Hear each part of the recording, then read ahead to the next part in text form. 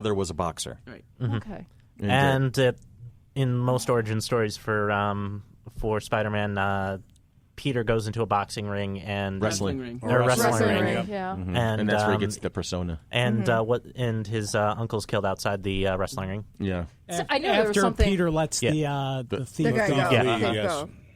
But I like in the trailer, it's like, are you going to be my uncle now, Mr. Stark? I can't imagine Tony Stark being anyone's uncle. When he's leaning, Maybe when only he's 12% leaning of the across time. him to He's open leaning across to open the door. He hugs him. Yeah. Well, this wasn't a hug. Child. What's that, Kelsey? He can't even take care of himself. How's he supposed to be a parent? Yeah, no, seriously. Yeah. How is he going to mentor Spider-Man? Yeah, Tony Stark can't survive without Pepper, for God's sake. You know? No. And you can see it in the most recent the third movie. in Civil War. Yeah. In Civil War, he's a lost cause. He has no he's drifting. So what's that backstory? Out of curiosity, what happened to Pepper Potts? Well, Pepper Potts' He history in became the comic a book. superhero, I think. Well, she has a really colorful history as she goes throughout the. At one point, doesn't she even marry Happy Hogan? I think at one point is Pepper's story. But I really think they couldn't get Gwyneth Paltrow for the movie. That's why they had to kind of write her out, and they used a very let's go ahead and damage Tony a little bit because Tony is so fragile. Yeah. When he doesn't have his armor to protect him, he's fragile. Mm-hmm. He's human. He is, and I think that's one of the great things is when he's not wearing the suit, he is just this consummate human being with flaws and imperfections and whatnot. So I think that was just their way of kind of like just taking a crack, and they couldn't get Gwyneth for the movie, or they didn't want to get her because they didn't know what to do with her. Maybe. They're like in Star Trek Beyond, where'd Carol Marcus go? And Simon Pegg even said something to the effect of, we could not do any justice to the character, so why bring Alice Eve in just for like a cameo or something if we were not going to be able to give her anything substantial? That maybe they were focusing on the same thing with Gwyneth. They wouldn't be able to give Pepper anything. That's just Oh, here we go. writing. Now I'm wrong. That'd be lame writing. You can always make a character important if you write the character to be important. Well, if you've got a lot of other things going on, you don't want to suffer. Well, it's not an Iron Man movie, so therefore she's not one of the. Well, you don't want to suffer Superman versus Batman. That's the thing is they tried to do so much. With it. Your mother's name is Martha. Mine too. Oh, my God. I don't want to kill you anymore because of that. Yeah, we're going to slam the hell out of DC movies one of these days. I'm pretty sure of it. That's time for another Yeah. podcast. Hey, Chris, out of curiosity, where's our Stan Lee cameo? Where's our Stan Lee cameo? Yeah, where is he? In this... yeah.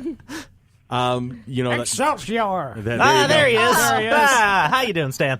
As long as you're giving me money, I don't How care. you doing, FC3ers? Package for Tony Stank. On that happy and pious note, holy moly. Now, I'm going to just wrap it up from here at this point because I'm really... one of my favorite Marvel characters has always been Captain Marvel.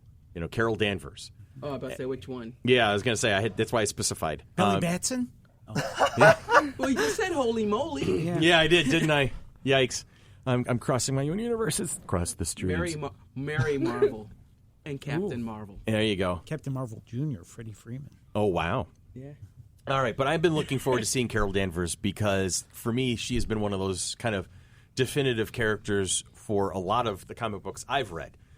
She has that very grounded personality on top of being very... she's probably one of the most powerful characters in the MCU, or she will become such, because of the way they've portrayed her in the comic books. So, Bree Daniels as Carol Danvers. No opinions so far? Looking, waiting to reserve judgment? Mm-hmm. I think she can handle it. I think she can handle it. I think she can handle it. I think it's really going to be writing. on the writing. Yeah, absolutely. She can definitely play the character. We need the writing behind to be there. to be that strong female character that she is. We like need that. Wonder Woman. Yes. And I think Gal Gadot is going to do a good job, but again, it's going to hinge on the writing. I personally would have preferred to see Catherine Winnick, or maybe even Katie Sackhoff. Too old. Too old? You think? No, well, you're talking. If they're talking 3 movies down, you're talking 10 years from now.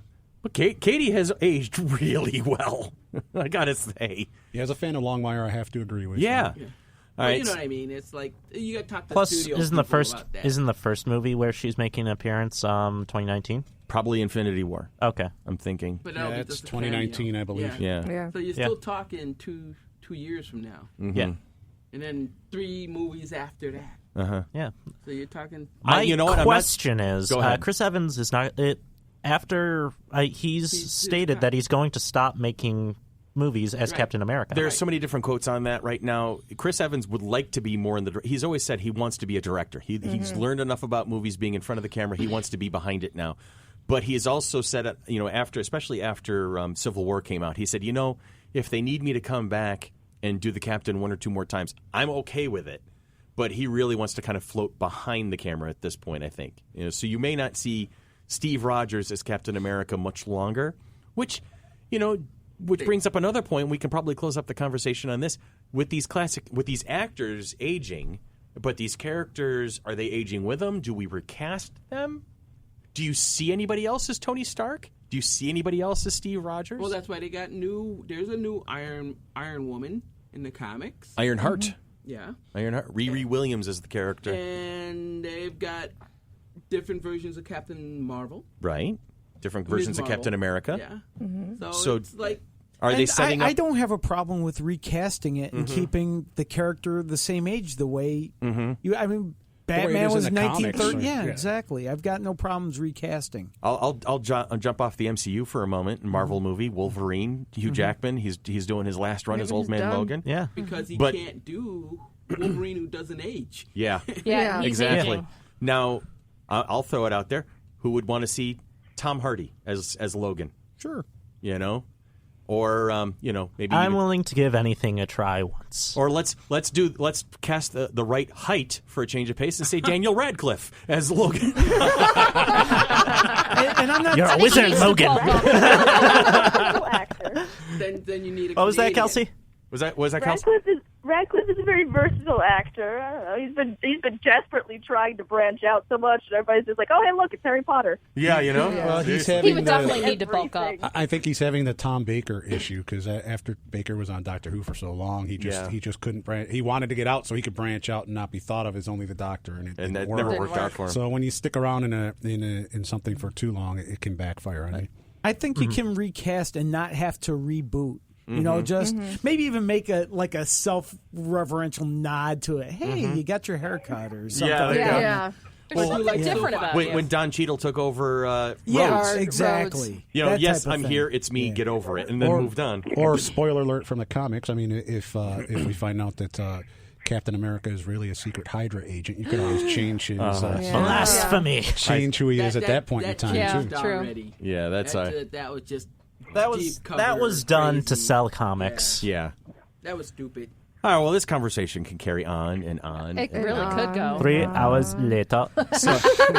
We're going to go ahead and wrap it up at this point for another edition of Monkey Business. And This as is where always, we're going to still jump over to DC and some other stuff. Yeah, we got a whole bunch of other things to talk about going forward. But by the time you hear this particular podcast, we're going to be in a new year, I think, at this Probably. point. So I hope the new year and the holidays were good for you, and we're looking forward to, in a matter of months, seeing you all in person.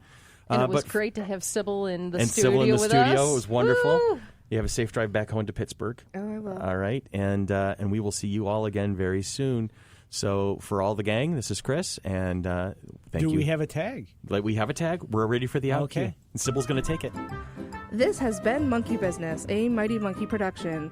Mighty Monkey Productions of Rochester, New York, creators and presenters of the Flower City Comic Con, presenting their second show May 20th and 21st of 2017 at the Rochester Riverside Convention Center. Follow us on Facebook at www.facebook.com/FC3ROC. This one's getting right into the song. He's just dancing around. Do, do, do, do. One of these days I might get used to this. I doubt it'll ever happen. You know soon. you love it. All of us are Deep used down, to it. you Come on. love it, Chris. Secretly, Get I on whistle board. it to Oh, myself suck in it the up, car. Buttercup. Oh, okay, thank you.